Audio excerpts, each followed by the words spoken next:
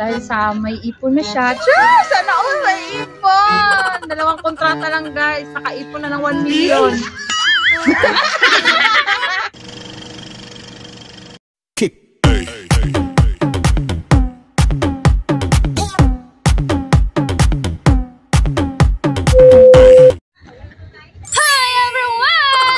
Back again kay Cons Regina Vlog. Ayan, for today's video, ang topic natin ay ano nga ba?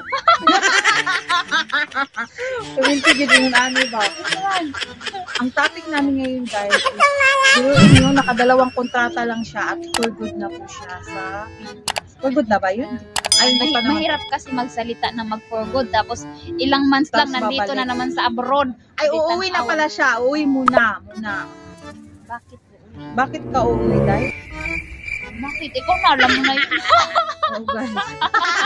Confidential na yun. Huwag na natin yung pag-usapan. Hindi, kasi, yun nga, dahil sa may ipon na siya. Char! Sana all may ipon! 2 kontrata lang, guys. Nakaipon na ng 1 million.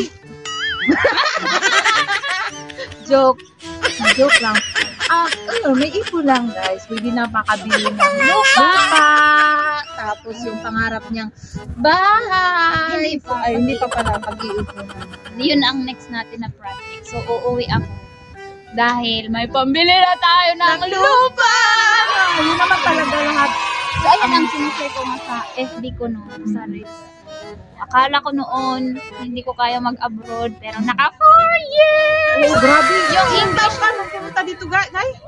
Nag-apply ako 25. 25, pero 6 months lang yung aking bunso. Kasi parang... Grabe! Dahil 6 months, iniwan naman yung bunso mo? Wala. Alam? Parang nabanggit mo na, pero kunwari, iba kasi nag-vlog tayo. Guys, yun nga, 6 months, biruin yung 6 months yung bunso niya. 2 anak niya, yung panganay, ilang taon yung iniwan. 4, tapos 6 months. So, tapos after 6 months nung iniwanan mo, ilang taon nung nagbakasyon ka? 2 years old. Oh. Kasi dahil grabe dahil yung pag-uwi mo ng 2 years old yung anak mo, ano pa rin yun, di ka kilala. Oo. Tapos pangalawang... Doon nga ako na homesick dahil nung pauwi ako kasi ang iniisip ko noon parang gusto ko na mag-stay muna ng ilang months kasi nga yung anak ko, panganay ko na napapansin ko talaga na sobrang parang ang lungkot niya. Pero yung panganay mo, Day, kilala ka? Oo naman, makimamay. Makimama, di ba? Kaso, naaano nga siya, Day, kasi yung asawa ko parang may favoritism na yung lagi kinakampihan yung bunso, kasi bunso nga. Kaya pag tinatanong sa sinulab mo, mama, papa, ako. Ayaw yung papa niya kasi nga, hindi pantay yung pagdala. Then, nung umuwi ako, kilala naman ako ng anak ko, pero tinatawag akong mama. Tinuturuan, pero may siya may tinatawag talaga siyang mama doon. Umiyak nga ako noon kasi unang gabi namin. Yan, syempre, bago pa. Ganyan ako tulog. Mga alas 4 ng madaling araw, nawala yung bunso ko, Day. Lumipat po sa mama-mama niya sa kabilang bahay kasi yung bahay ng mama-mama niya, katapat lang ng bahay ng biyanan ko. Lumipat! Diba? Pero nung kinaumagahan, nag-thank you ako sa mama-mama kasi syempre, yung parang yung pakiramdam na may mama, hindi ko na ibigay sa anak ko. At least, may pumalit. Yun, naiyak kaya ako noon. Grabe, imagine mo 6 months. Pero ngayon, pag tinatanong mo siya na sino love mo, mama, papa, 2 talaga kami. Hindi talaga siya pipili ng isa. Pero tayo matanong, 6 months, ano yun, naka-breastfeeding ka ba? Oo, putok na putok pa yung dede ko noon. Oo. Kasi maski ako nga. Pero biglang nawala yung gatas ko. Ilang lang. Kawawa yung bata mo din.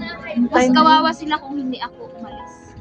Kasi yung asawa ko kasi noon ang una kong gustong umalis kasi ako hindi alam ko sa sarili ko hindi makarating yung English ko at takot talaga ako mag-apply, takot ako sa biyahe.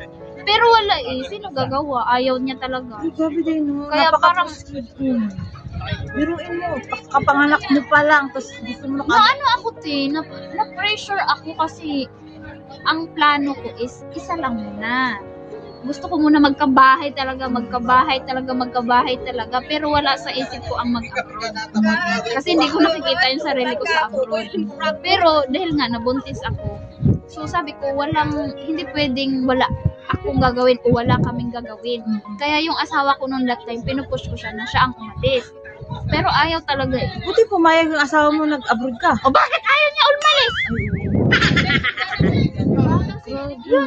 Wala siyang magawa. Eh, sino kikilos? Kung walang kikilos sa amin dalawa. Pero wala. sabi din nila dahil mas maganda daw iwanan yung mga anak natin na bata.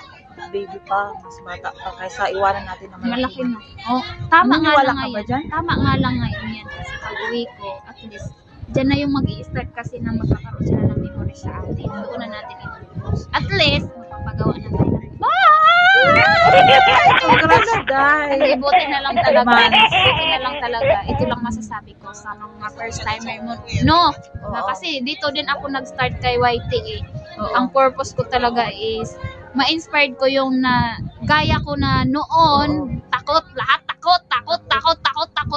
Pero dito ko masasabi na pag hindi mo sinubukan, di mo malalaman. Yan yung talagang natutunan ko kasi nung pagkuha nga ng passport wala talaga akong idea.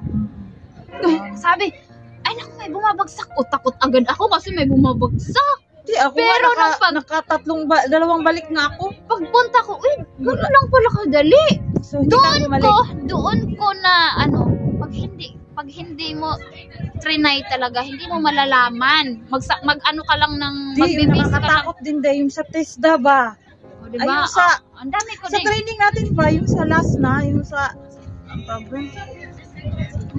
Uwa, TESDA, pagdadaanan yung naman talaga. Yung sa TESDA nga. Yung, Umiyak din ako dyan Pero bago at tayo least, makakuha ng certificate. na lagpasan. Maningkamot na may bugapagpuan na kang Tagalog. Oh, kaya naman. Nakata. Tingnan mo. Oh. Yun ang sinishare ko. Na pag hindi mo sinubukan, hindi mo malalaman. So, ang lagi ko ngang sinasabi, pag nag-apply kayo dito, huwag niyong itatanong na, Day, mahirap ba? Expect nyo na yan, Day, na mahirap. Kasi mas mahirap yung buhay dyan sa Pinas. Diba? Oo. Yun ang sinasabi ko lagi. At least, pag nag-abroad kayo, magkakaroon ng chance na matupad yung gusto nyo. At saka dapat, focus kayo sa goal nyo. Baka pagdating dito, maligwak na kayo. Baka sumigway na kayo, na napadala sa barkada. At saka, pipiliin talaga yung magiging kasama nyo dito. Kasi, marami ding bad influence, ganyan. Imbis na kakaipon ka. Mas maigi na rin yung Pero kung focus ka naman sa goal mo, walang walang makakatibag dyan. Basta focus ka sa goal mo, bahay. Yan, diba? Ganyan. So, basta, ito lang masasabi ko. Pag di mo sinubukan, di mo malalaman. Kaya, congrats Day in advance. Good luck sa future mo dun sa Pilipinas. Anytime, pwede ka naman bumalik kung gusto mo. Kasi importante, tapos tayo.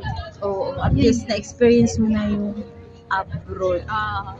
So, that's all for our video guys. Kasi nilalagnig na kami. Nandito kami sa may dagat. Tingnan nyo po. Ang ganda ng view. Ayan na po.